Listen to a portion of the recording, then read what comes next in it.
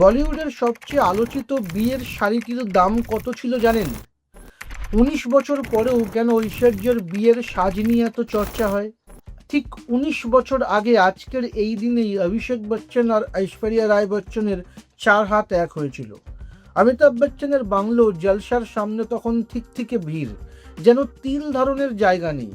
যদিও তখন এখনকার মতো সোশ্যাল মিডিয়ার এত বাড়বাড়ন্ত ছিল না, কিন্তু কড়াকড়ি ছিল দেখার মতো। ফোন ব্যবহার করা বা ছবি তোলা সব ছিল নিষিদ্ধ। তবে সেই সময় সব থেকে বেশি যে খবরটি চমকে দিয়েছিল সবাইকে, তা হলো ঐশ্বরিয়ার বিয়ের শাড়ি। নিতা লুল্লার ডিজাইন করা সেই শাড়িটির দাম ছিল প্রায় ৭৫ লক্ষ টাকা। ভাবুন, ১৯ বছর আগে ৭৫ লক্ষ টাকা, মানে আজ সেটা কোথায় গিয়ে দাঁড়ায়? পুরো শাড়িতে ছিল সোনা আর হীরের কারুকাজ।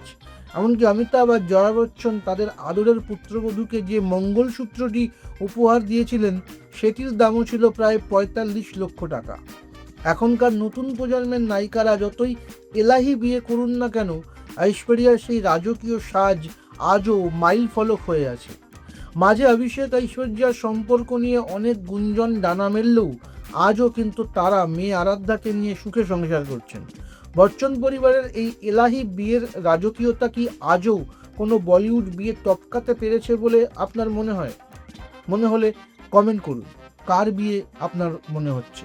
আপনার নিজের জন্য বা নিজের ব্যবসার জন্য পার্সোনাল বা বিজনেস ওয়েবসাইট তৈরি করতে চান, অথবা তৈরি করতে চান আধুনিক মোবাইল অ্যাপ, কোথায় যোগাযোগ করবেন, কিভাবে শুরু করবেন বুঝতে পারছেন না? যোগাযোগ করুন নিচে দেওয়া ফোন নাম্বারে। আপনার সমস্ত প্রশ্নের উত্তর পাবেন এখানেই।